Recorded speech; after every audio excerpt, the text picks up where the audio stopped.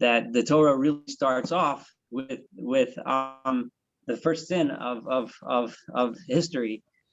The sin of the eating of the tree of the Eitz Hadat, of the tree of knowledge, was really a sin of humankind and not appreciating what God had given them. So it's a very fundamental. It really starts off the beginning of the Torah, and let's begin the laws of brachot. And I'm going to try as much as I can to also say where the laws come from, so that we not just memorize them, but actually understand where they're from.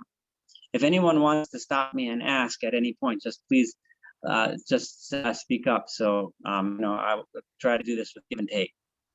And also, as we go through this, if there's an issue that you feel you would like to research further and make it a subject that you would like to speak about, I would hope that each person, maybe after a couple of sessions, can give like a 5 or 10 minute more in-depth on a specific topic that comes up. Like maybe it might just a halachic question that comes up, or an issue that comes up that you could research on your own and enlighten us with shorter, like 5-minute sessions. I think that would be a nice way to make it more interactive. So the Gemara in Brachos compares someone who eats without a blessing, without a bracha, to someone who doesn't appreciate that God gave him the ability to enjoy this world, is as if he's stealing from God, as if he thinks that this world is his to take what he wants without asking God permission. So the concept is that it appears to be a person not thankful, that doesn't appreciate God, as a person who's in effect actually in a way stealing from him. The one interesting trivia fact about the mitzvah of making a blessing before we eat, and right now we're discussing blessings before we eat, is because we're going to get later to blessings afterwards, the benching, but is the fact that that there is no place in the Torah, there is no actual verse from which we derive the mitzvah of making a bracha. It's one of the few mitzvah which the Gemara says in brachot is a mitzvah that is simply because it's common sense. It makes so much sense that this is what we should do. Therefore, the Chachamim decided that we should make a bracha before we eat. So while the Gemara goes through a whole page trying to figure out the source, the Gemara concludes that the actual source of it is simply because it makes sense, because that's what we should do. I'm gonna go. I'm in my notes now. On item number 4, the idea that we should make blessings on different categories of food is similarly also something which also makes sense, because if you think of it as someone giving someone a gift, if someone gives a gift and thank him for the nice wrapping, or you thank him for it but not the whole thing, it's like you take all the effort that she put into giving you whatever it was. Whereas when we make a specific blessing, we thank him for fruits or vegetables, bread, whatever it might be, we're just to give us things or stuff, but we more than that, we appreciate the deal of it. We appreciate that this is different than this. From there, we certain things. The actual text of the blessings themselves, and I'm on item number 6 in notes in the chapter. The actual text, according to our tradition, was originally throughout the biblical times, it would simply have been enough if a person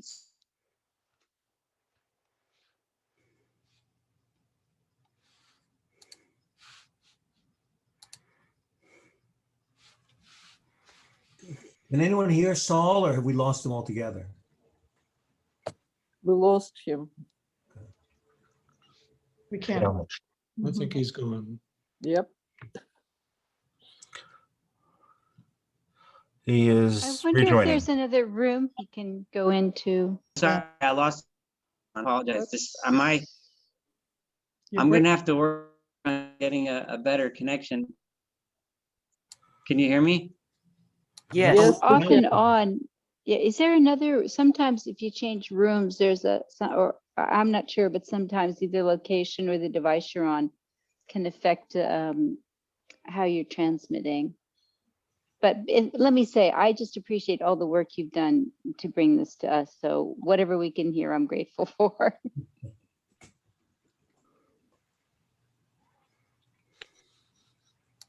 I think he's gone again. What is it? Yeah, there.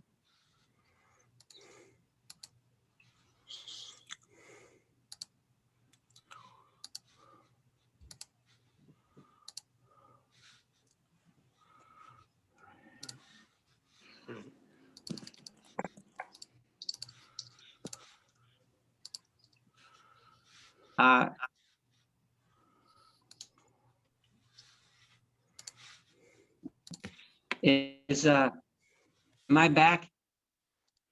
You're back. We can sort of hear you, but why don't you give it a try and then we'll see. All right, I'll give it a try. I'm really sorry. I'm gonna have to work on finding some way to fix it. Might be on my end, but it probably is. Now you're okay. Now you're okay. Okay. You can also try calling in on your phone, worst comes to worst. See if Okay. maybe cell connection is better. All right. Was I up to a specific place when everybody lost me, or has it been jumbled the whole time? No, just the last minute or two. Okay. Well, So I'm number just going to 4.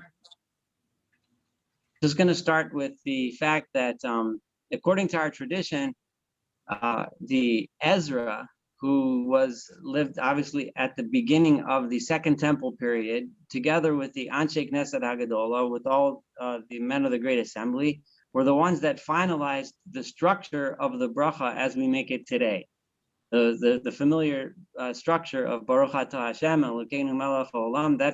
They fixed the specific brachot, like Borei Priya Adama, Borei Priya Gafen, Borei Priya Eitz, all of those things that we're familiar with. Until then, it would have been adequate for a person to say, thank you, God, or in whatever text he or she would want to, and they would just say, thanks, God, for giving this to us, and so on. But they set the official text in place. So now I'm going to go into item 7 in my notes, which is the specific, some of the specific rules that the Chachamim put in place. It's important to remember that all of these rules are therefore all D'Rabbanan, which means they're all of rabbinic origin. They're not of Torah origin.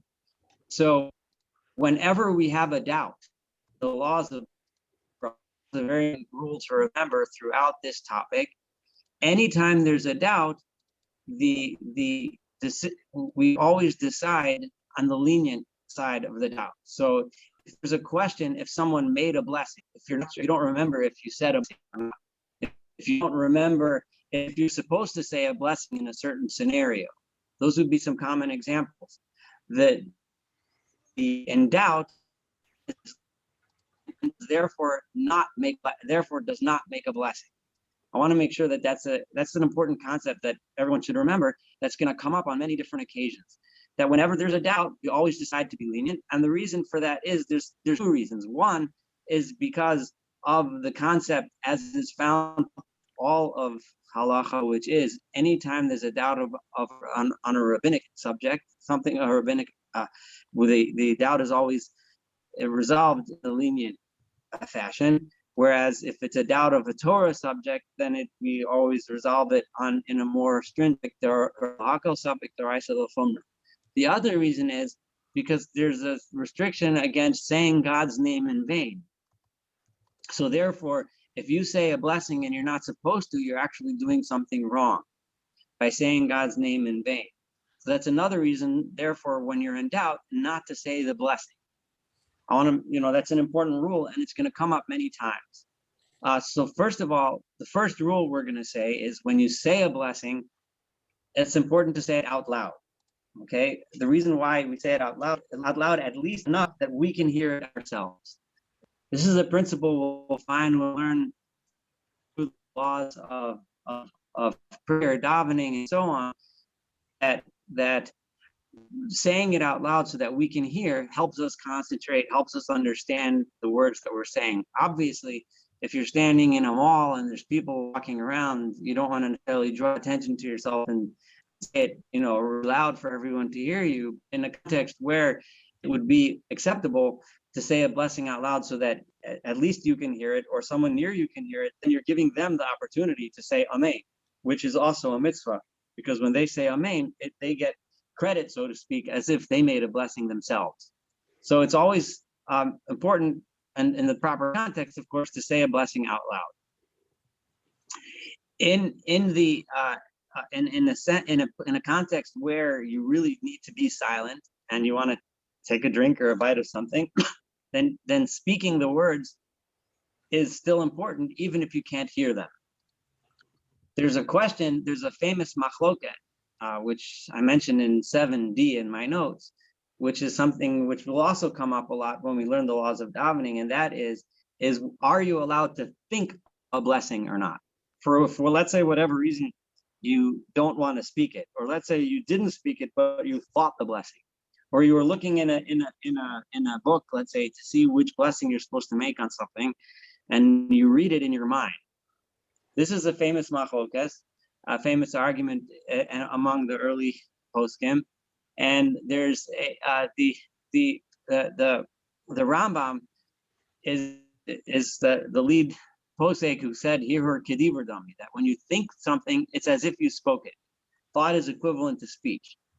Among the Ashkenazi poskim, the Rush and the Raavad and others, they come down on the side that here is lav Kiddish, which means that thought is not like speech. It's an important argument that has ramifications throughout many different topics. So it's something to remember in halachic discussions, to remember this machloket. Here Kiddish or here lav Kiddish. And this, which side of the debate you fall down on would depend, that. So if you, let's say, if we can apply now one of the rules that I said, I asked you to think through this question. If you were to think a blessing, right? And now you want to eat, and then you think to yourself, well, usually I say it out loud. I don't generally paskin like the Rambam, who says that hero is Kiddish, that thought is like speech. Do you make a blessing now or not? If you remember the rule that I said in the beginning, which was that when in doubt, you don't make a bracha, then the answer to this question would be obvious. Do you make a blessing or not?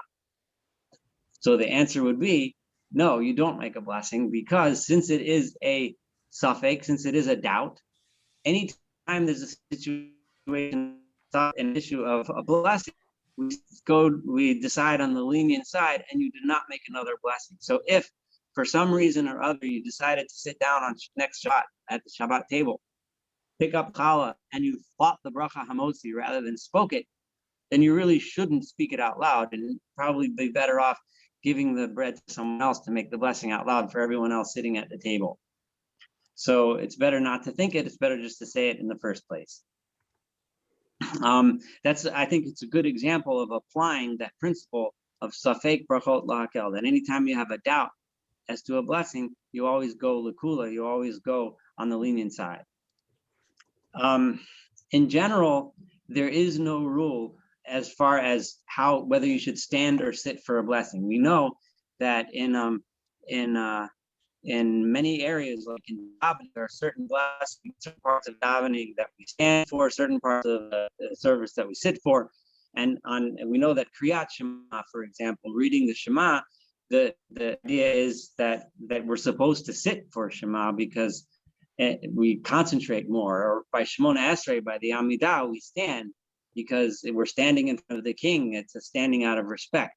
However, for the blessing we make before we eat, there's no rule as to whether or not you're sitting or standing. Either way, if you're standing somewhere and you take a drink of water, it's like thinking of someone standing at the podium, or if you're sitting at a table, either way, you just, however you are, that's how you make the blessing. Shaul, I've got a quick question for you. First, go ahead. I think in the Gemara, there was a debate about the language that you could use for berachot. Does Pinine Halacha remind us of that machloket, or can you say like a quick word about which language is, I mean, honestly, I guess Hebrew is preferable, but in some situations, would English or Yeah. Aramaic work? Yeah, that's a very good question. And the answer, I'm surprised I didn't put this in my notes. I'm glad you brought it up because it's something that I should definitely address. And the answer to that question is that in general, we recommend Hebrew partly because the Chachamim were very careful when they made the language of the blessings that it should fulfill specific criteria. Those criteria, by the way, I want to mention them before I answer your question because it's related. The criteria for a bracha were that number one, it has to say baruch, it has to be a blessing, so it has to say baruch. It has to be directed towards God, which is why we say ata you, right? We have to mention both names of God, Hashem, the Yud Kei Vav Kei name, and the Elokeinu, which references both primary attributes of God, both mercy and judgment. And we have to mention Malchus. It has to be a Shem and Malchus, which means God's kingdom, which is Melech HaOlam. So and Ezra chose the language of Borei Pri Hagafen for wine, and so the language was deliberately chosen to convey a specific message. So Hebrew, we know, will convey the exact message as they wanted it to be conveyed. However, there is nothing specific to Hebrew that makes it that a blessing has to be made in Hebrew. The reason why it's preferable to say it in Hebrew is not because of the specialness of Hebrew, although there are places in Halacha where Hebrew has a special significance, but the reason is because it fits the template. So if you did read a blessing in any other language, then everyone agrees you would be Yosef. So if you chose to read English, either because you don't know Hebrew or for whatever reason you chose to do that, then you would be Yosef. The question then becomes, what happens if you don't really know Hebrew? At what point should you switch to Hebrew, or is it better to read Hebrew if you don't know what it means versus reading it in English and you do know what it means? That's a deeper question, which you'd find different people saying different things. Most rabbis would suggest that just it's not once you have this Hebrew skills to read it in Hebrew, and you can look at an English translation so you know what you're saying, then you're fine. But if you're really at a point where you feel like I want to understand what I'm saying, and I want to read it in another language, then that would be okay too. Does that answer the question? Yeah. Thanks. Okay. Yes. So that I'm glad you asked that. I have a question on that, on the blessings, on what you were just saying. Yes. So if is it okay to say it in both Hebrew and English, like say maybe Hebrew first and then English, or is it preferable, or is it better to just say it in one language, either or? Well, so that's a very good question, because what Thanks. if we drive down to the depth of what you're asking, then what you're asking is, if I read the blessing in Hebrew, and we're going to get to this in a little bit, that you're not supposed to break up. You're not supposed, once you make the blessing, you're supposed to eat right away. There isn't supposed to be a break between. So if you then go ahead and translate it in another language, would that count as an interruption? Most poskim would agree that it's not an interruption, because it's of the same idea. You're continuing with the same theme and idea. In fact, if you say it as a translation, then in a sense, you're really enhancing the bracha that you made rather than. So now it's really then a lot of people would say it depends on the context. So for example, if you're sitting by yourself and you already know what it means, then repeating it over in another language in the language that you speak is probably just an interruption. But if you're standing in front of a group of people that are not familiar and you want to teach them, and you say something in Hebrew, and they of course look at you like you're speaking a language that they're not familiar with, and they're wondering what did you just say, I don't think anyone would have a problem with, before taking a bite of the food, that you explain, this is what I just said. It would make it more meaningful for everyone, and it wouldn't be considered an interruption. All right, thanks. But Right. Saul, Yes? but would it count for saying a bracha twice, which you're not supposed to do? Well, you're not supposed to say a bracha twice. The main concern, though, is with God's name. So whether or not saying God, G-O-D in English, is saying God's name in vain, there's different opinions about that. Most would say that it is, which is why some people kind of shy away from using, some people write G-D instead of, using the O or things like that.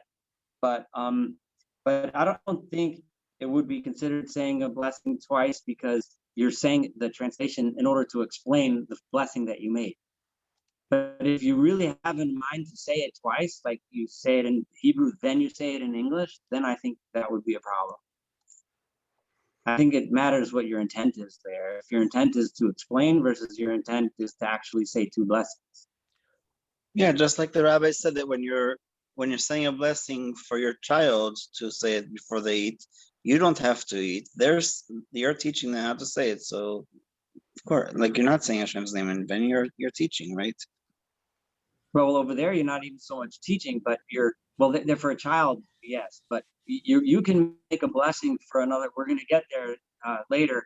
I don't know about today, but at some point we're going to get to the laws of making a blessing for someone else. So I could make a blessing for someone else and then not eat because it's eating, right? So, and that a child is also obligated in blessings as soon as they're old enough to understand what a blessing means. So that's why a child would be included. But we're going to get to children. I just had a quick question. You spoke about yes. Sitting versus standing for Kiddish. That seems to be controversial, whether you stand or sit or do both. Yeah. So it's a lot. That's because there is no rule first of all, Kiddish has two aspects. There's three aspects. There's the psukim, the verses that we read beforehand, which are not necessary for Kiddish. They're just a nice introduction, and so on. Then there's the blessing on the wine, which is in the category of what we're discussing, because that is what's called the birchas hanen, and that's a blessing on a food or a drink that you're about to eat or drink. And then the second part is actually shevach, it's praise of God, and it's a separate mitzvah. It's not a blessing on wine; it's a blessing of praise on the day of Shabbat. So you have the Bor Priya Gofen and the blessing on wine itself. There is no specific halacha that says you have to sit or stand. So it ends up being dependent on other customs, which when we learn Hilchot Kiddush, we'll get into the details of why some people sit and some people stand. But per se, when you're making the hagafen, for example, there's no reason why you have to either sit or stand. Either one is fine. Or you can do it lying down as well. If you're reclining and you make a blessing, that's also fine. So your position is not important when it comes to the birchas hanen. Birchas hanen means the blessing you're making on food that you're about to eat. So there's a couple things about the blessing being dressed appropriately. Exactly what's considered dressed appropriately can become a little bit of a hairy, not hairy is not the, a little bit a subject that some of it is culturally dependent on what's considered appropriate. But in general, it means your body covered from your waist down, covered for sure, and no. For men, there should be some sort of separation between their heart and their private organs, so that there should be some kind of a belt they would wear. In the old days, they would wear a robe and they would just wrap a belt around it. Nowadays, we have pants. So even if you're not wearing a belt, pants themselves are considered like a belt. So it's not really an issue. The idea that your body should be clean. So if you need to go to the bathroom, that's considered, that's considered making your body dirty in a sense, so that therefore you should go to the bathroom first. There is a rule, although I don't think anyone should sit and calculate this out, that if you have to go to the bathroom to the extent that you're not going to be able to wait 72 minutes before going, then you should go. I don't expect you to sit and try to calculate if you can wait 72 minutes or not, but just being reasonable, if you need to go to the bathroom, take care of your bodily needs first. The issue of someone who you need to be able to concentrate and understand what you're saying. So the idea is if you're drunk, then you shouldn't make a blessing at all. Although if you're, the question then becomes, what if a person is drunk, but but he's hungry and he wants to eat and he can't wait until the drunkenness goes away. How drunk is considered too drunk? So if you're really asking those questions and thinking about it, you're probably not so drunk. But the idea is, the bottom line is, if you focus, concentrate on what you're saying and what you're doing, a blessing. If a person is drunk and cannot focus on what he's saying and doesn't understand the meaning of what he's doing, then he shouldn't be making a blessing. If your hands are dirty, if there's garbage around, things like that, it's also not appropriate to make a blessing. You're saying God's name. These are things that are kind of common sense, but they're important halachos. So it's something that we should know. One of the things that comes up often is if you're, let's say, if you're at a picnic or something, and there's dog poop lying around or something else like that. So the bottom line is, if it's dried out and it doesn't emit a smell and it doesn't really bother you, it doesn't seem dirty to you, it's fine. But if it's sitting and it's not dried out and it's emitting an odor and it's near you and it's close to you within 4 amo, which is approximately about 6 feet or so, then you should remove it before making the blessing or cover it or something like that. Now we're going to get a little bit to what we started talking about before, and then it's making a blessing for other people. Anytime the idea is Kol Yisrael Arev Zelazeh. We're all responsible for each other. So if you're in the general rule with all mitzvot is, if you are obligated in the mitzvah, I can perform that mitzvah for you, as long as my intent is to do it for you, and as long as you intend on me doing it for you. Those are the conditions. That applies to any mitzvah that is not a mitzvah shebagufo. This is a rule that's going to come up during our halachic subjects in the next 7.5 years. Mitzvah shebagufo means a mitzvah that one does with his or her body. So putting tefillin on, I can't do that for you. I can't eat matzah for you, because those are mitzvahs that we do with the body. The mitzvahs that we do with our mouths, with our hearts, and our minds, I am able to do for you. So I can always, as long as the intention is there. Why is intention important? Because if I don't have the intention, then I'm basically making a blessing for no reason, which we already said is something that you're not supposed to do. That would be true, and it also has to be the case that the other person actually intends on eating. I shouldn't make a blessing for you and then find out that you really aren't interested in eating anything. The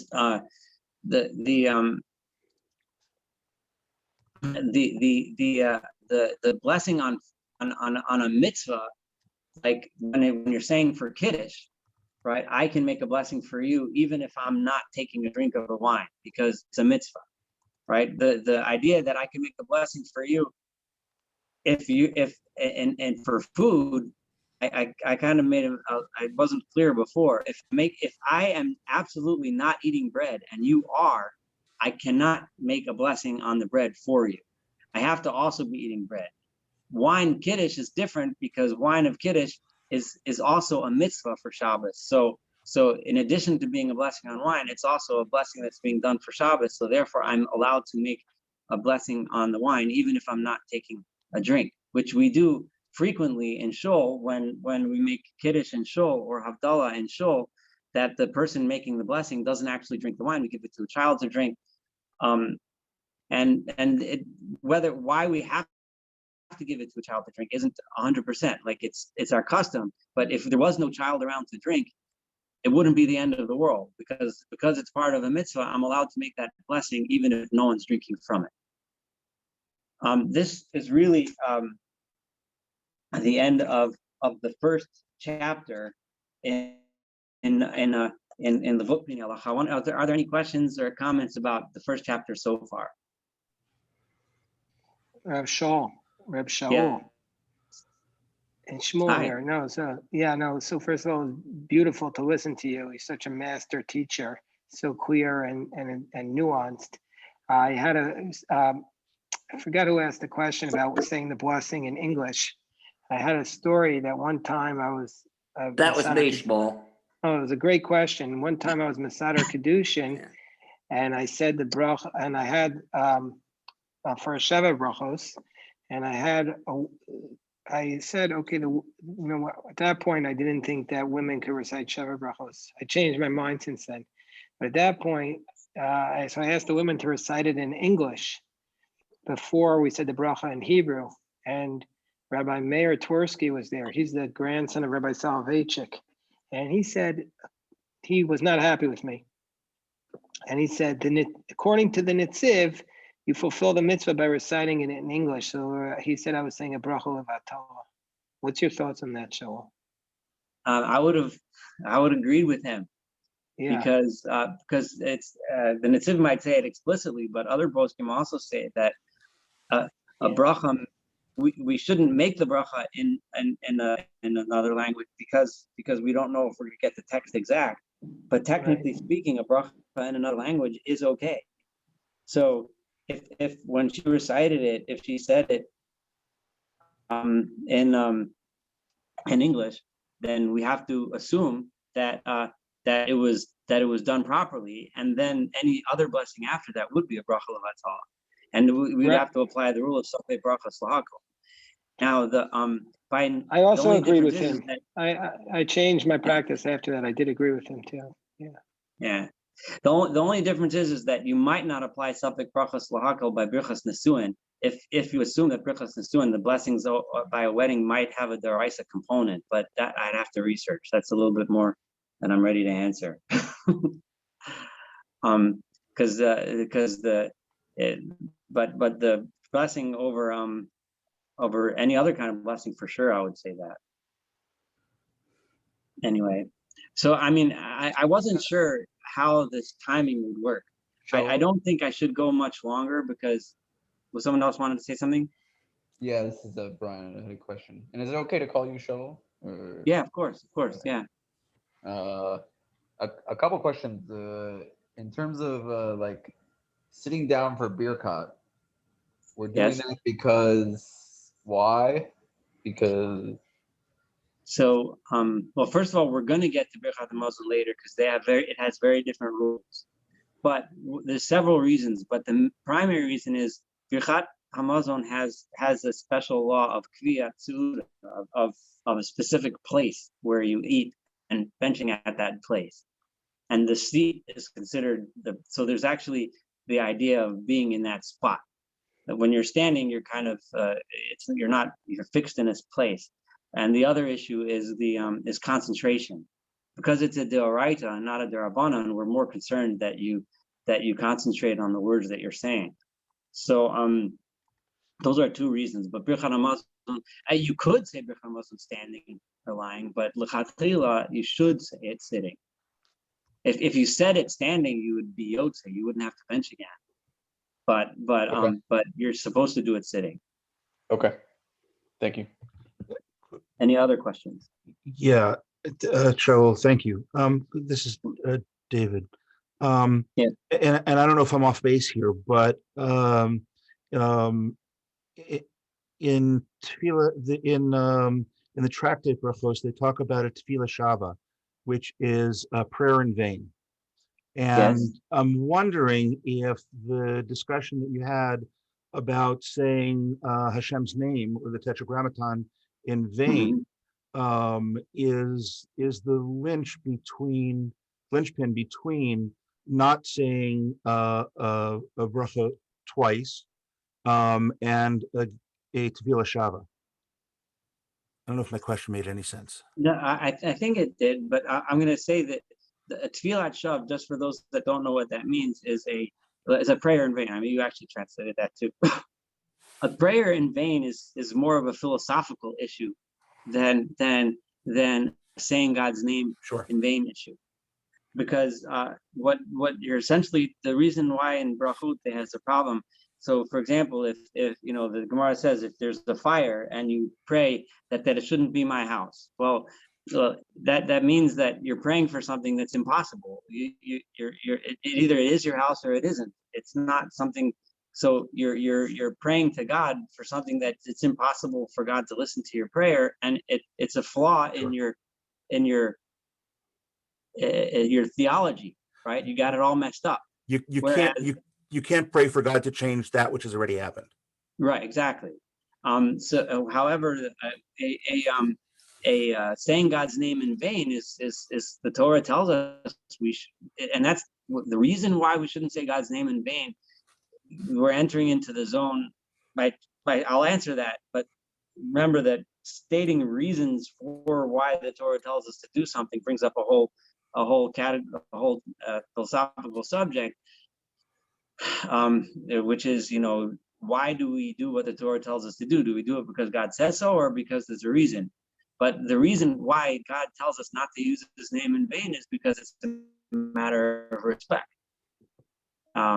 God's name is something that should only be used under the most important and most respectful circumstances, such as in the Beit HaMikdash by the Kohen and so on.